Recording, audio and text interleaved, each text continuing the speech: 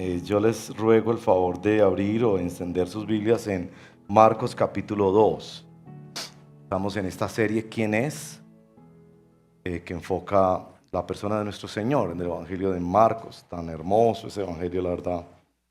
Y cómo es condensada la palabra de Dios y como que se explota la revelación cuando, por la gracia del Espíritu Santo, los ojos de nuestro corazón son iluminados. Leeremos desde los versos 18 hasta el 22. Marcos capítulo 2, verso 28 hasta 18, hasta el 22. Leemos en el nombre del Señor para edificación de su pueblo y gloria de su nombre. Marcos 2, 18. Al ver que los discípulos de Juan y los fariseos ayunaban, algunos se acercaron a Jesús y le preguntaron: ¿cómo es que los discípulos de Juan y de los fariseos ayunan, pero los tuyos no? Jesús les contestó: ¿acaso pueden ayunar los invitados del novio mientras él está con ellos? No pueden hacerlo mientras lo tienen con ellos. Pero llegará el día en que se les quitará el novio y ese día sí ayunarán. Nadie remienda un vestido viejo con un retazo de tela nuevo. De hacerlo así, el remiendo fruncirá el vestido y la rotura se hará peor. Ni echa nadie vino nuevo en odres viejos. De hacerlo así, el vino hará reventar los odres y se arruinarán tanto el vino como los odres. Más bien, el vino nuevo se echa en odres nuevos. Esta es la palabra del Señor. Oremos. Padre, pedimos por la gracia del Espíritu que nos sea revelada tu palabra. Nosotros no podemos más que leer y explicar. Tú tienes el poder para revelar y transformar nuestros corazones. Haz que se apegue nuestra alma a estas palabras. Nosotros, Señor, reconocemos que todo lo volvemos una religión. Un equipo de fútbol, un videojuego, un rostro, una moda, una casa, unos hijos, un trabajo, una hoja de vida, una educación, un proyecto. Somos religiosos que buscan con sus propios medios desesperadamente resolver el hambre del alma.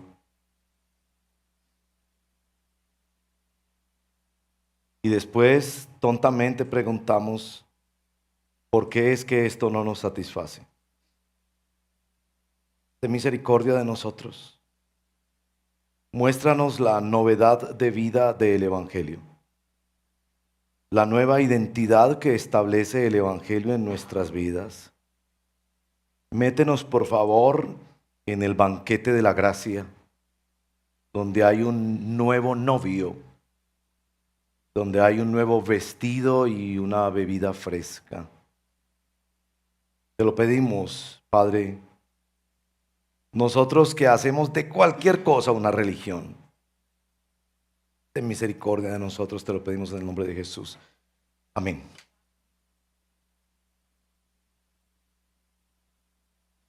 ¿Qué pregunta le harías tú a Jesús? El Evangelio de Marcos es un evangelio marcado por las preguntas. Hay decenas y decenas y decenas de preguntas. El que más pregunta en Marcos es Jesús. Y el centro del Evangelio de Marcos es el capítulo 8, verso 29, la pregunta de: ¿y para ti quién soy yo? Es una pregunta profunda, como espada de dos filos, que tú tienes que responder. ¿Quién es Jesús para ti?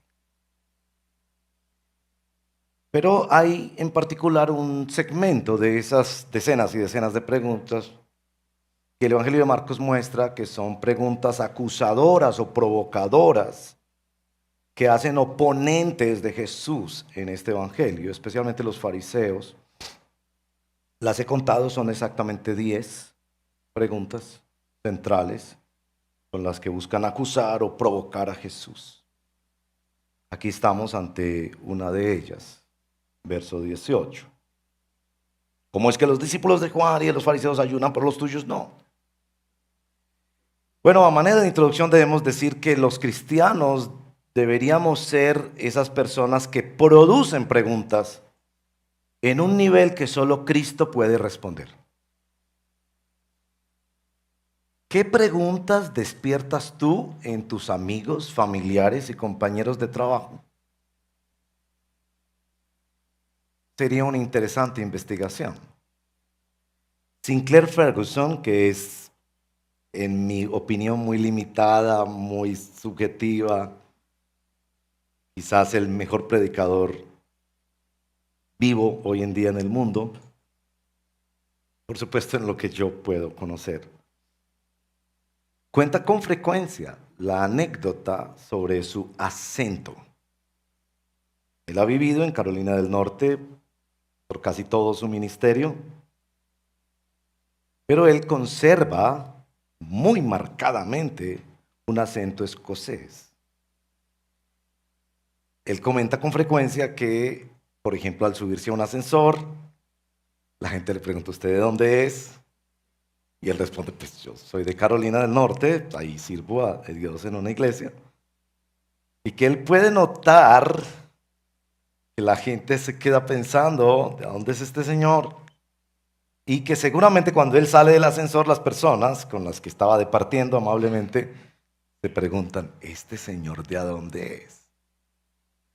Él cuenta esta anécdota no para resaltar un acento en particular, sino para decir que los cristianos deberíamos ser esas personas que nuestros vecinos, compañeros de trabajo, etcétera, hasta en el metro, en cualquier lugar donde vamos, digan: ¿esta persona de dónde es?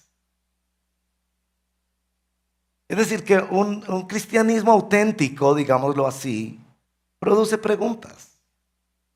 Y preguntas que en muchos sentidos solo las puede responder Jesús. Si no producimos esta clase de preguntas, es porque nuestro cristianismo se ha tornado o es en esencia pura religiosidad, individual o institucional, colectiva. Y esto debería preocuparnos. En nuestro texto de hoy se nos permite evaluar nuestra religiosidad. Así que yo pongo este título, pues, que ha salido desde ayer en las redes: no puede ser más de lo mismo. Que nos ayude el Señor por su gracia a evaluar nuestra religiosidad para combatirla, rechazarla y expulsarla de nuestras vidas a toda costa. Algo así como que esta escritura se nos entrega como un recurso de discipulado en el Evangelio de Marcos, para hacer algo así como un religiosómetro que te permitiría a ti evaluar si realmente estás siguiendo y amando a Jesús o acumulando el orgullo que produce la religiosidad. El bosquejo, muy sencillo, no podría ser más sencillo.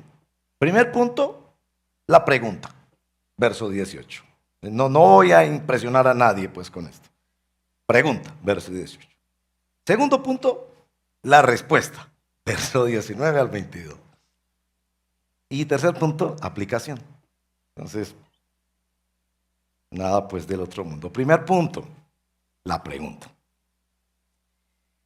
Y la pregunta se da sobre el tema del ayuno. El ayuno es una práctica judía muy notable en las tradiciones judías. Usted lo verá en el Antiguo Testamento, Daniel, etcétera. Isaías 58, está por todo lado el tema del ayuno. En particular había ayunos, ¿no?, semanales y todo eso.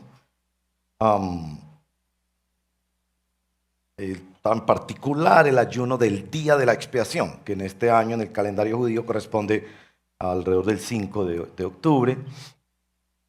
En el día de la expiación ellos tenían un tiempo especial de ayuno para pedir perdón y perdonar. Es muy fuerte todavía esa tradición, el Yom Kippur entre los judíos, y es una práctica que aquí es claro que la tienen tanto los discípulos de Juan. Aclárese que estos son discípulos de Juan, no de los que siguieron a Jesús. sino de los que se quedaron siendo discípulos de Juan, y de los fariseos. Recuerden inclusive que el fariseo, en la historia que Jesús cuenta, estaba en el templo, y una de las cosas que exhibe como su muestra de religiosidad es no solo el diezmo, sino también que ayuna, no una vez como requería la ley, sino 2 veces a la semana.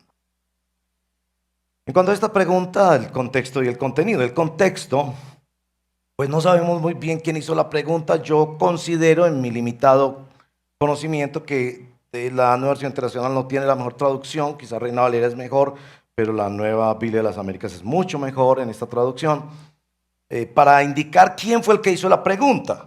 De acuerdo a la Nueva Versión Internacional, pareciera que fueran unos observadores.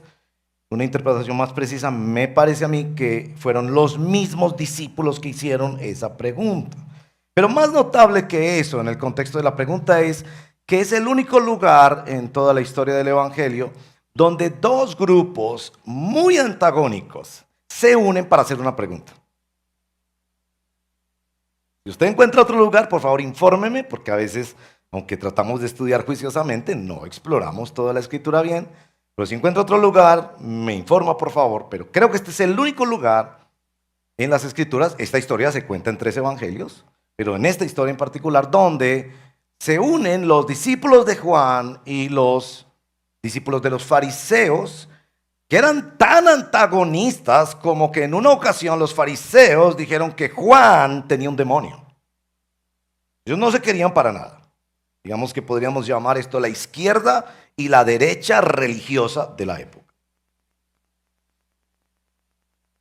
Una pareja que de alguna manera es sorprendente y de allí, digamos, explota, como hace muchos de los textos de la Biblia, con esta paradoja de cómo es posible que se lograron poner de acuerdo para hacer esta pregunta.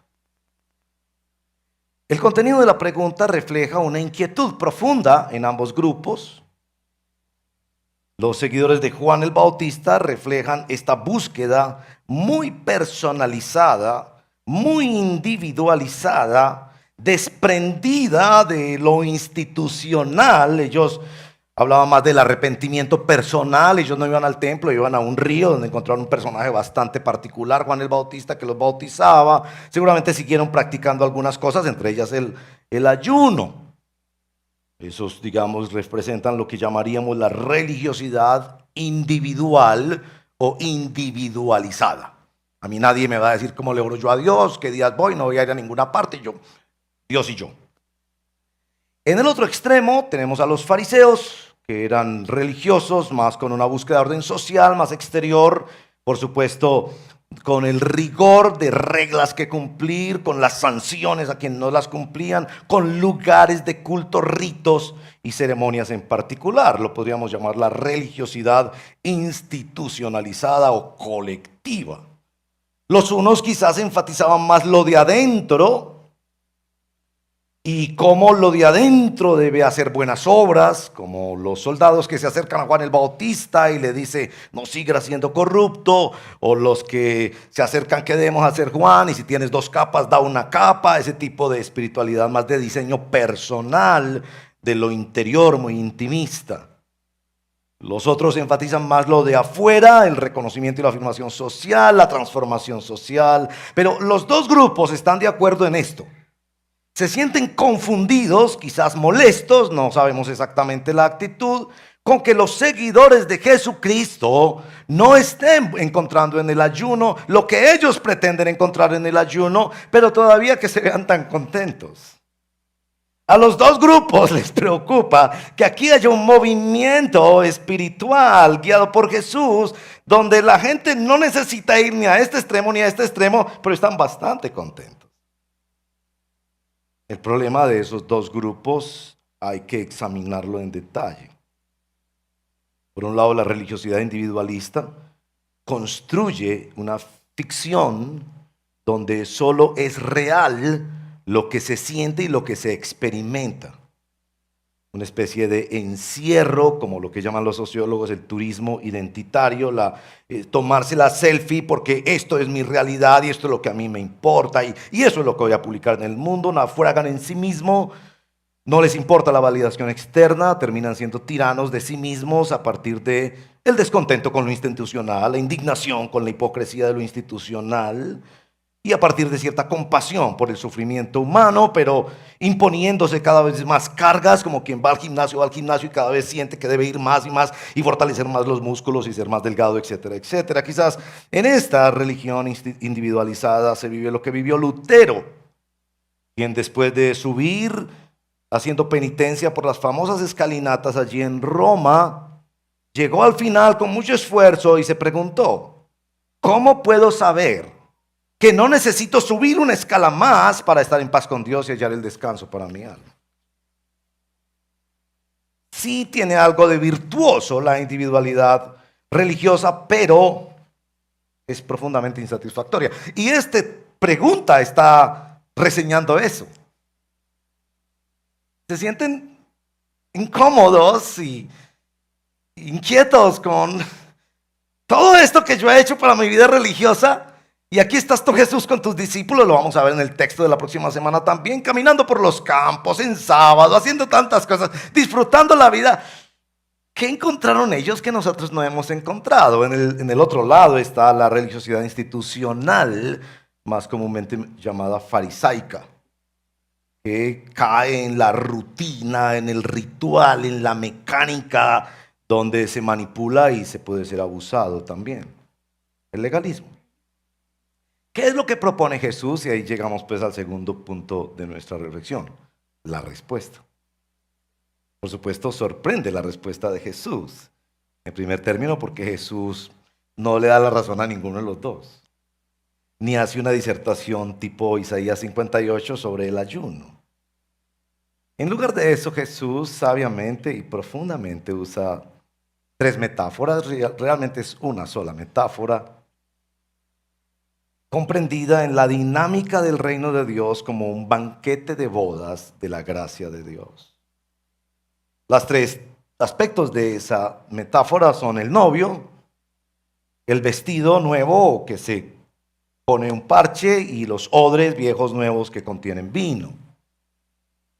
Jesús responde a estos dos extremos de espiritualidad y de religiosidad, y mi deseo es que usted pueda identificar su movimiento hacia lo uno o hacia lo otro. Personalmente creo que todos somos idolátricos y que todos, como dijo Lutero, tenemos un corazón que es una fábrica de ídolos.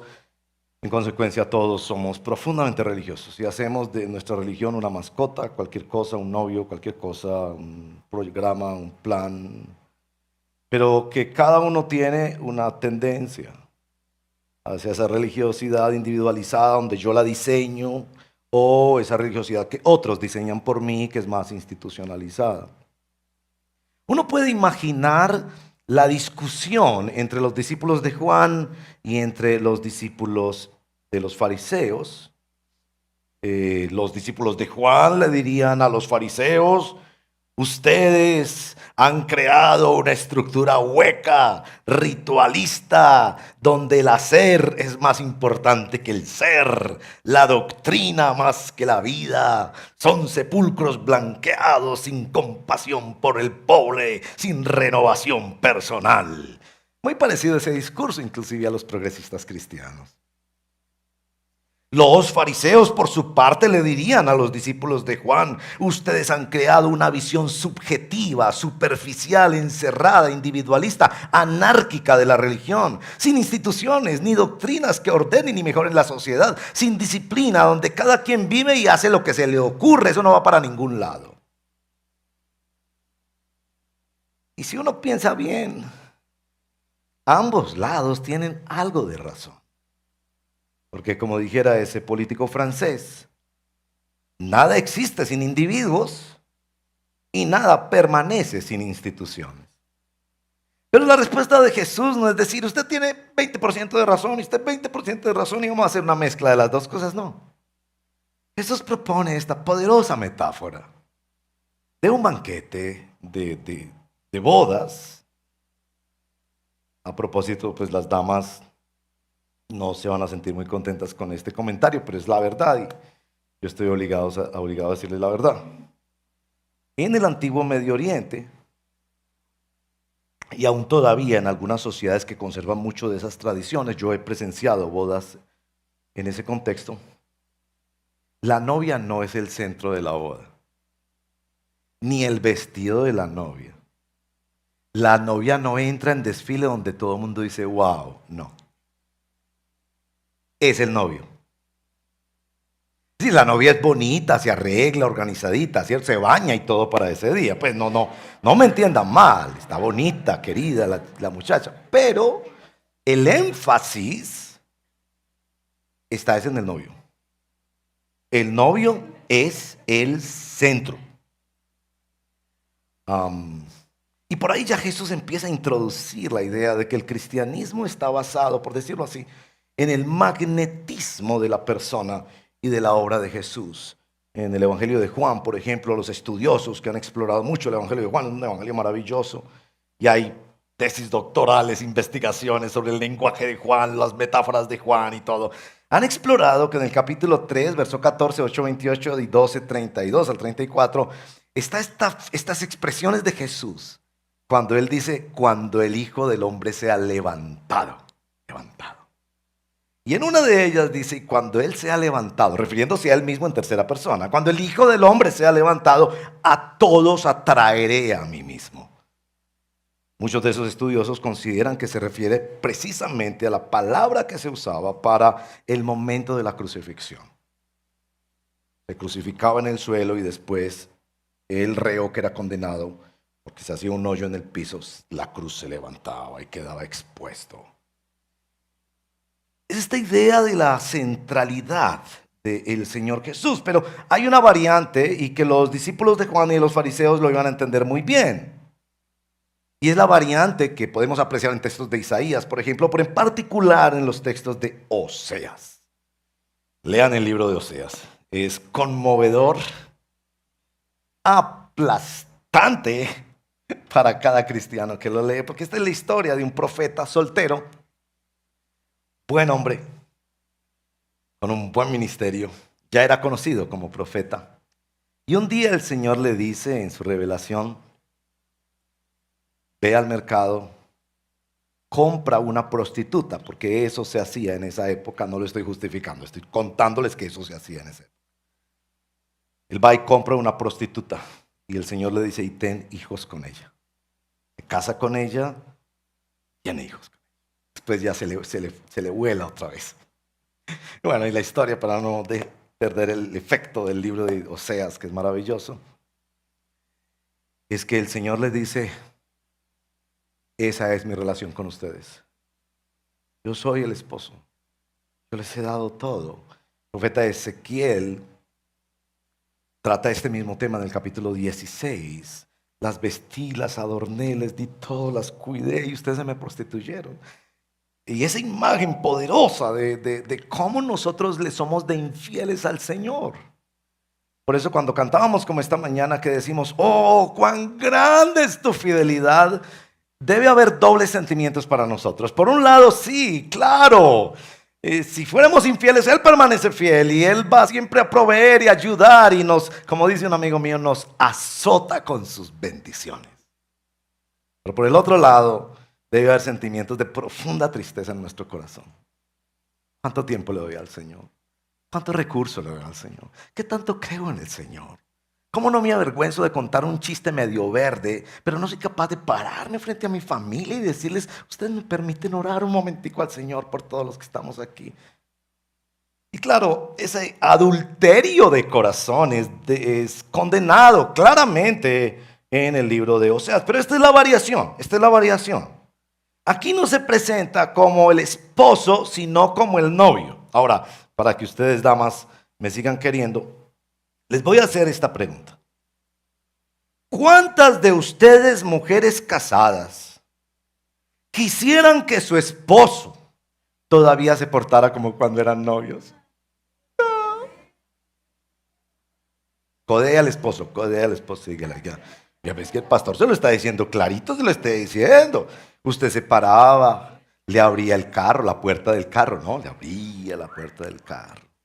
Cuando ella estaba triste, mi amor, mi corazón se conmueve cuando veo tus lágrimas. Se ponía a llorar con ella. Y si ella decía, ay, es que yo quisiera comprarme unos zapatos, vea, vendía hasta la sangre para comprarle esos zapatos. Esta es la variación que Oseas quiere sembrar en la mente de estas personas que conocen claramente el texto de Oseas. Sin duda lo conocen. Aquí está. El novio. El novio en el día mismo de su boda. La fiesta depende de la llegada del novio y de la presencia del novio. Ustedes recordarán algunas de las parábolas de Jesús, ¿no? Las 10 vírgenes y todo eso. ¿A quién estaban esperando las 10 vírgenes? ¿A la novia? No, al novio. El novio es el que introduce la fiesta, el que hace posible la fiesta y también el que paga la fiesta. Y eso lo sabemos en las bodas de Caná, cuando el novio estaba a punto de la peor vergüenza de su vida porque se acabó el vino.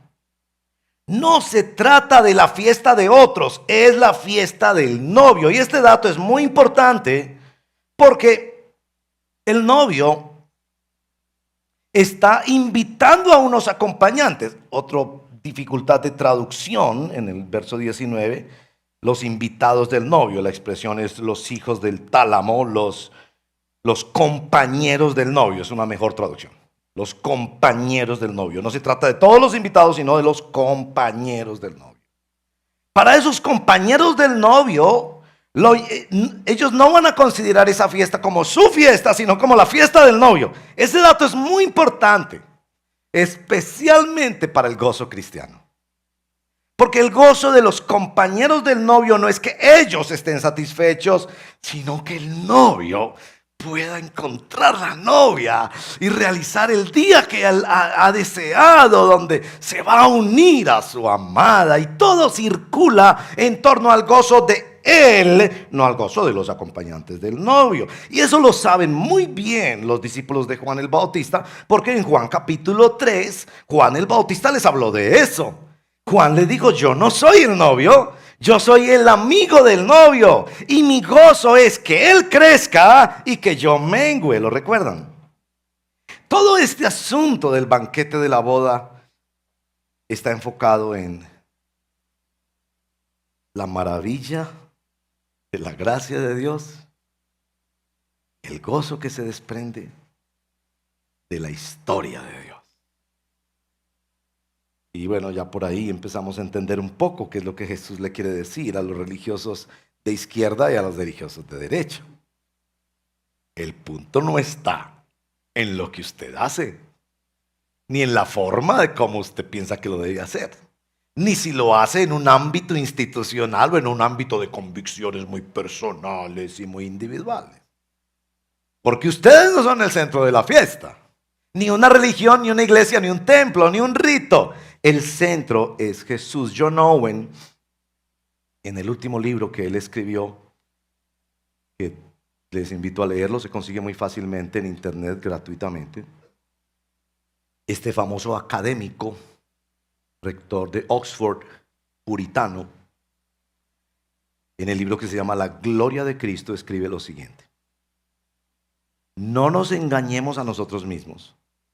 Podemos ser miembros de una iglesia, pero a menos que estemos arraigados y sobreedificados en Cristo Jesús, no floreceremos en gracia ni seremos fructíferos. Y cita Colosenses 2.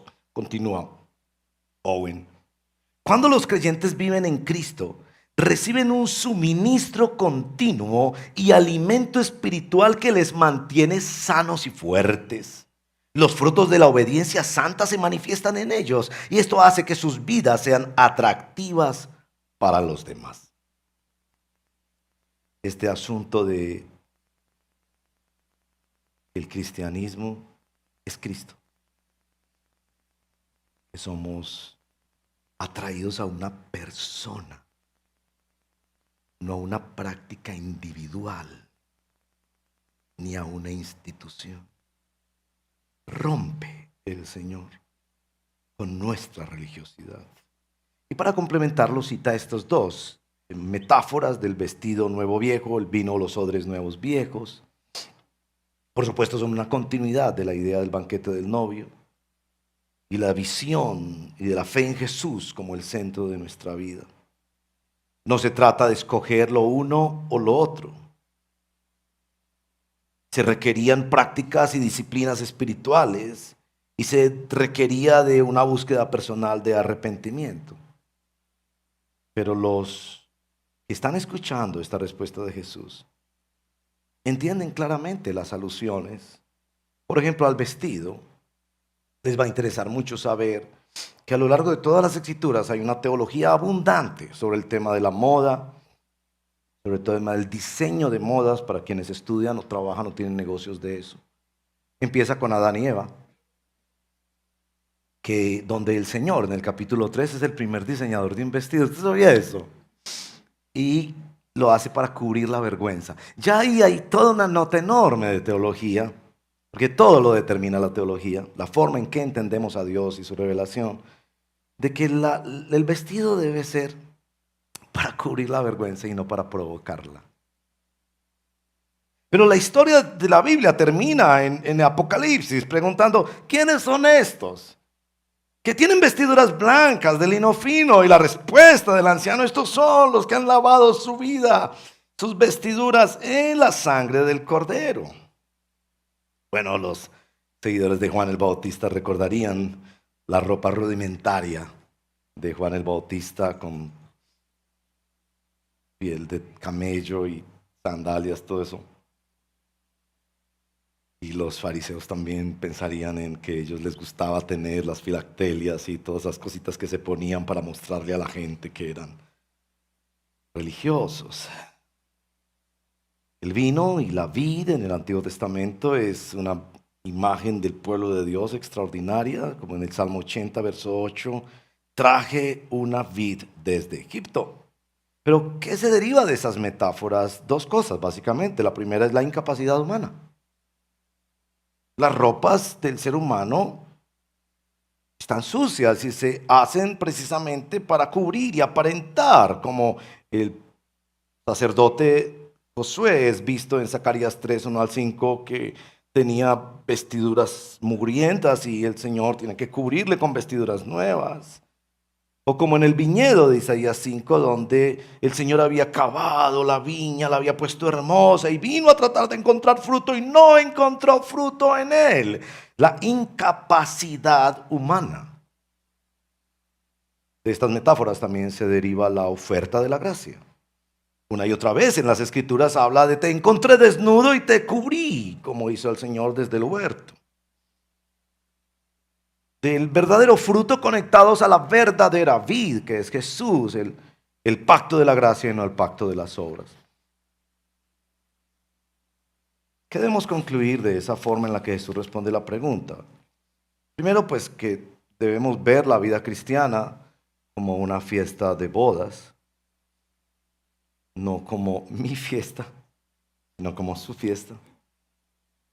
En segundo lugar, que no dejan de haber cosas interiores y exteriores. Por supuesto, hay cosas exteriores que nos ayudan, cómo nos vestimos, cómo hablamos, dónde nos congregamos, qué ofrendamos, cómo le ponemos límites a nuestra ambición, etcétera, etcétera. Y hay cosas profundas adentro, y el ayuno puede servir para uno y para el otro, pero todas esas cosas van a ser útiles tanto cuanto nos acerquen a Jesús. Eso nos lleva, pues por supuesto, a unas aplicaciones que yo quiero hacer con ustedes, y son 3 aplicaciones.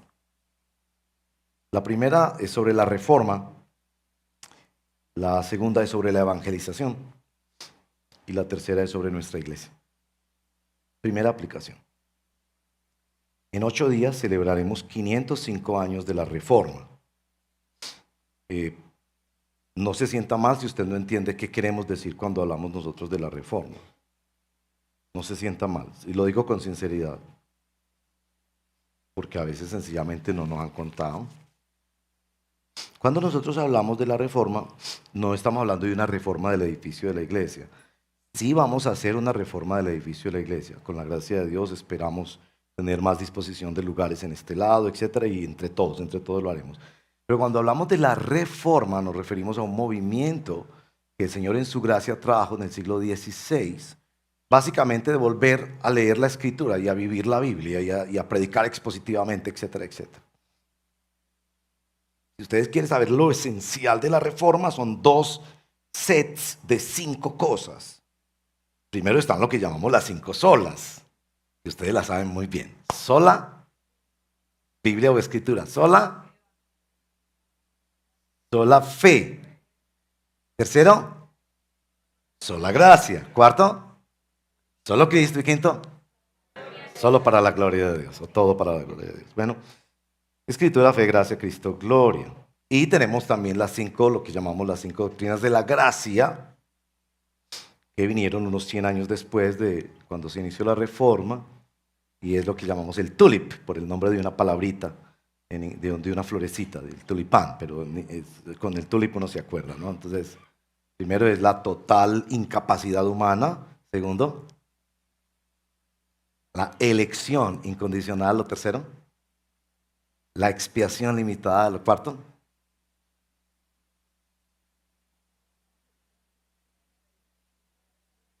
irresistible gracia. Y la P por perseverancia o preservación de los santos.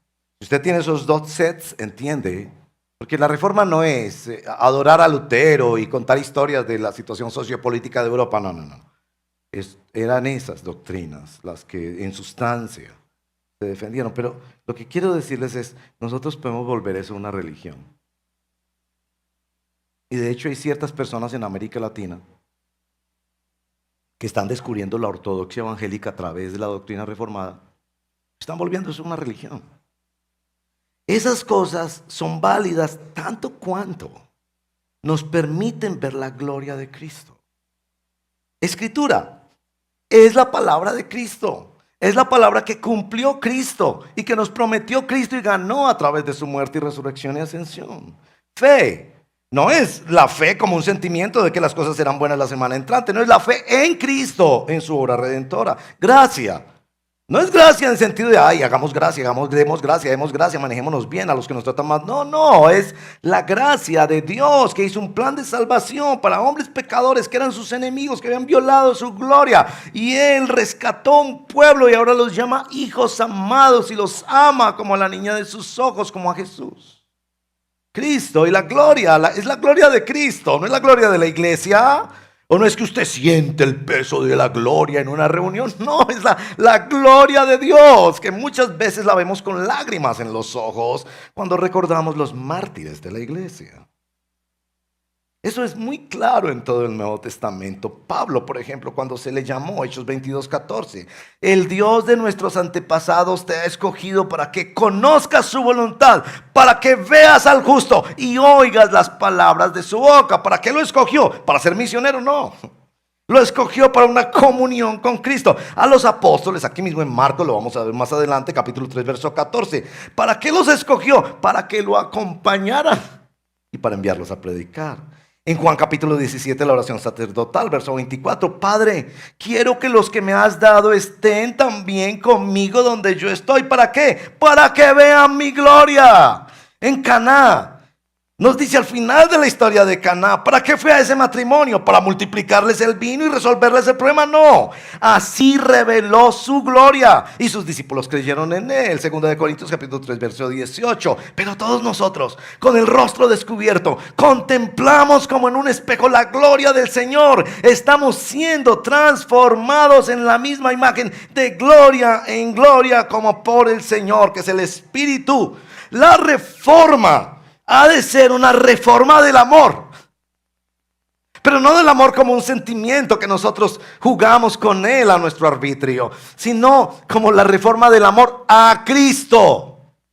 La iglesia que es reformada porque vive reformándose será una iglesia que cada vez ve a Cristo más grande, más hermoso, se entrega más a Cristo, ama más a Cristo, sacrifica más cosas por Cristo, espera más a Cristo, disfruta y atesora más a Cristo, como Pablo en Filipenses 3. Olvido todo lo que está a mi lado, todo lo que tengo en el bolsillo, todo lo que tengo en mi haber intelectual, todo lo considero basura para alcanzar a Cristo, ser hallado en él, conocer a Cristo. La pasión de un discípulo cristiano habla ser amar a Cristo.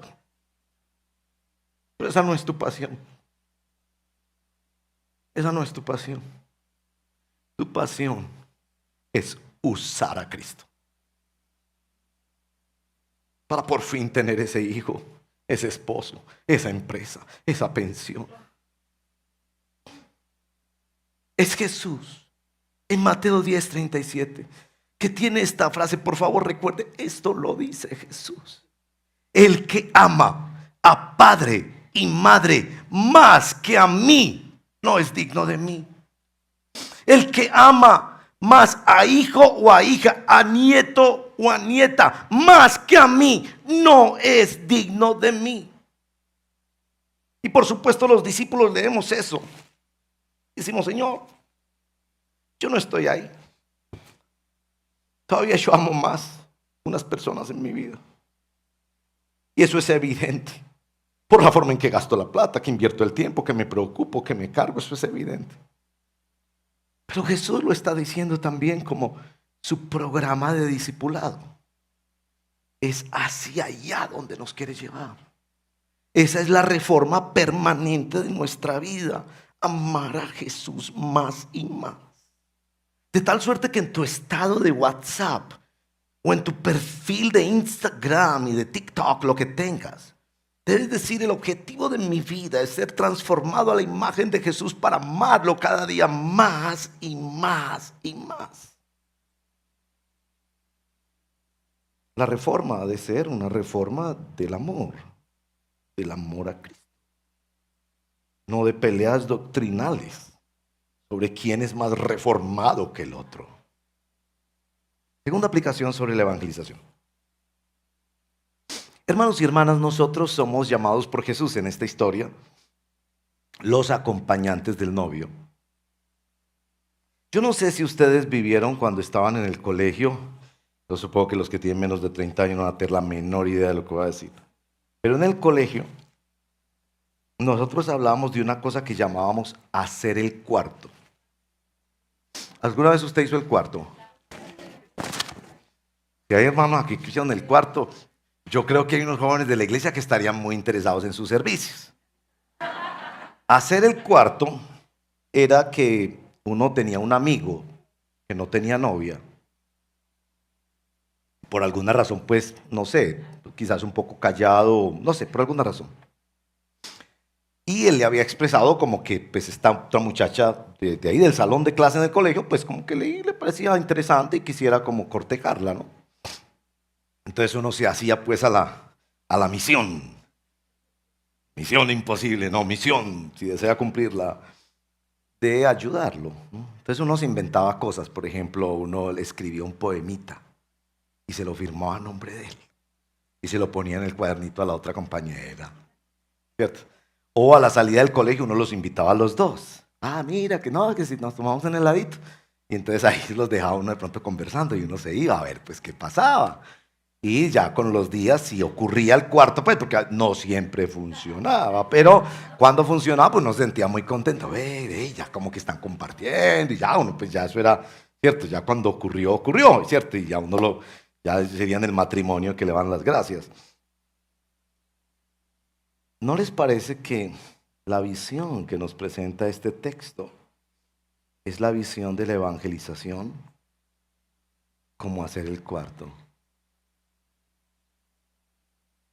Es que evangelizar no es ganar peleas teológicas.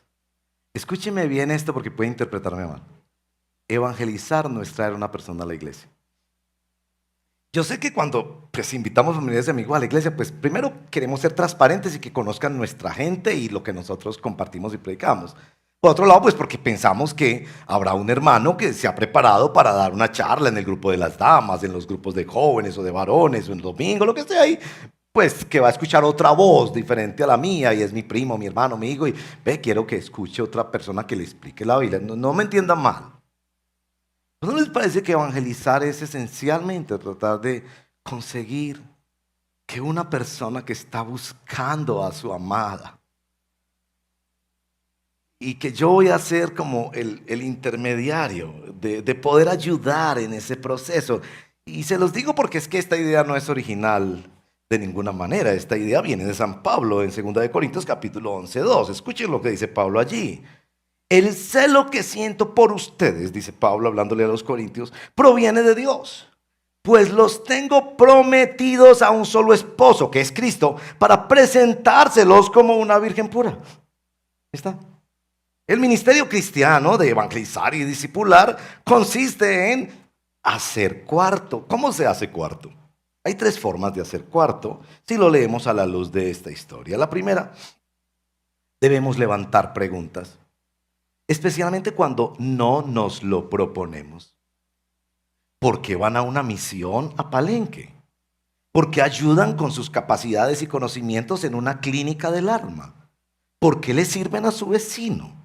¿Por qué restringen su lengua y sus redes sociales? ¿Por qué invierten su dinero así o asá? Generadores de extrañeza entre las personas que nos conocen. En segundo lugar, debemos responder preguntas. Pero responder preguntas, y escuchen esto porque me fascinó pensar en esto. No he terminado el estudio sobre este tema, pero les comparto un poquito de mis primeros descubrimientos. La evangelización en el Nuevo Testamento es metafórica.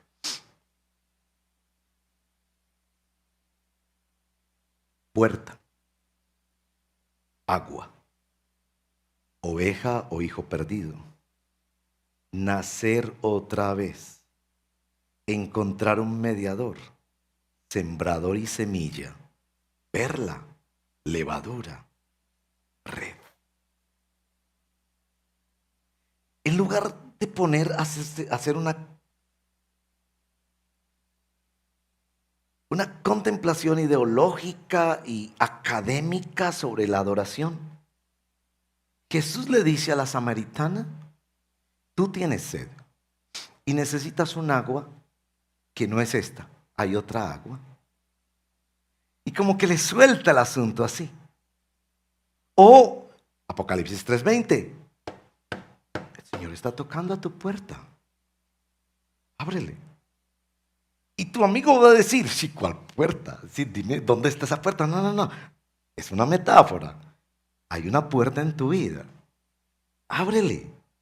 Él está que te la empuja y te la tumba. Habla con él, ábrele la puerta. O tú eres una oveja perdida. En tu insensatez te fuiste a buscar hierba donde pensabas que había alimento y no lo encontraste. ¿Por qué Jesús evangelizó así? Él mismo se lo explicó a los discípulos. Marcos 4:11. Porque a sus discípulos les explicaba bien los misterios del reino de Dios, porque sus ojos ya habían sido liberados del velo que impide ver en Cristo la realización de nuestras necesidades y de nuestra paz con Dios y de nuestra adopción. Pero a los que no tienen a Cristo todavía, en parábolas. Porque hay cosas que están más allá del entendimiento humano. Segundo de Corintios 4:3-6 dice que serán escondidas de ellos hasta que Dios mueva el velo. ¿Cómo hacemos el cuarto? En tercer lugar, dejar lugar e invitar a que se esperen respuestas directamente de Jesús. Es notable en nuestro texto que quien levanta la pregunta son los discípulos, pero a quien le preguntan es a Jesús. Y yo creo que muchas veces en nuestra evangelización debemos decirle a nuestros familiares y amigos: oye, ¿sabes que yo no sé responder esta pregunta? Pregúntale a Jesús. Como hacemos en los DBS y en los rebaños. ¿Por qué no oras un momento y le pides a Dios que lo que acabamos de leer, Él te lo revele?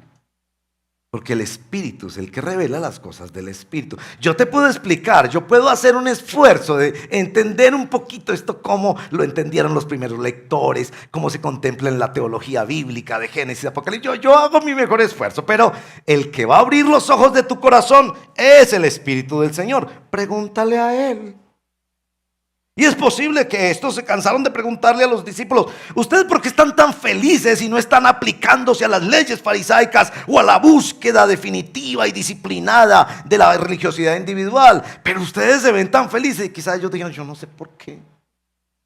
Pregúntele a Jesús. Como de repente un familiar tuyo te dice, oye, tú eras tan amargado antes, vivías criticando a todo el mundo, no servías pero sino para criticar, vivías lleno de resentimientos, vivías en el pasado, enredado en un vicio, usando a las mujeres, maltratando esa tarjeta de crédito que pudiera llorar, lloraba a los gritos. Oye, y ahora yo te veo tan feliz, tan contento, sin tarjeta de crédito, no haces sino hablar bien de la gente, en lugar de criticar estás sirviendo. ¿A ti qué te pasó? Y tú dices, yo le puedo decir una metáfora, nací otra vez. Soy el mismo, pero ya no soy igual. Pero si usted quiere un poquito más de explicación, pregúntele a Jesús. A usted le va a tocar por usted mismo venir a Jesús, encontrarlo en las páginas de la Biblia y confiar que por el poder del Espíritu le abrirá sus ojos y le abrirá su corazón para recibir lo que yo por pura gracia también recibí. Tercera aplicación sobre la vida de la iglesia. ¿Qué lugar ocupa entre nosotros aquí en el redil?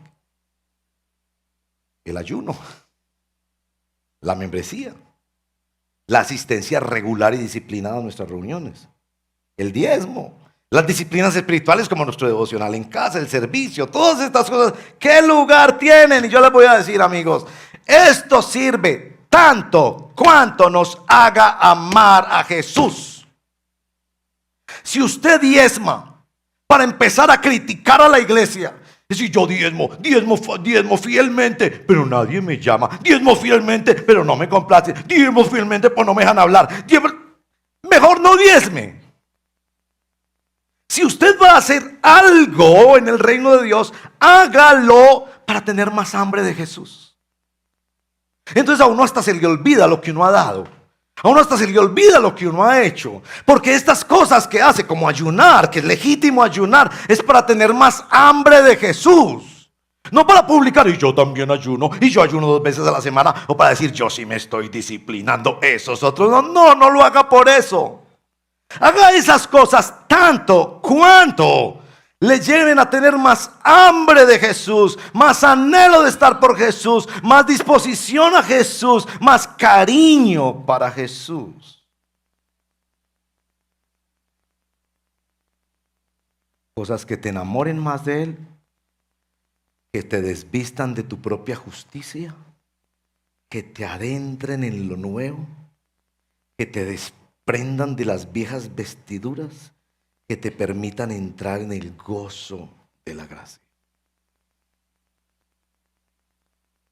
Entonces aquí termino pues como con un llamado, y me perdonan porque me he pasado un poquito del tiempo, eso les pido perdón. Un gozo superior. Lo que Jesús está mostrando aquí es que el reino de Dios es un gozo superior. Y que el Señor nos guarde como comunidad, pero también como individuos, de vivir en religiosidad. Yo sé que todos, empezando por mí, todos, hacemos de cualquier cosa una religión. Pero lo único que quiebra eso, no son nuevas formas de religión, o un discurso de acusación de un extremo al otro. Lo que quiebra eso es el novio, el centro de la fiesta, el que pagó la fiesta, aquel cuyo gozo es desbordante y nos abarca a todos, aquel que hace que nuestra vida sea diferente e invitante para otros.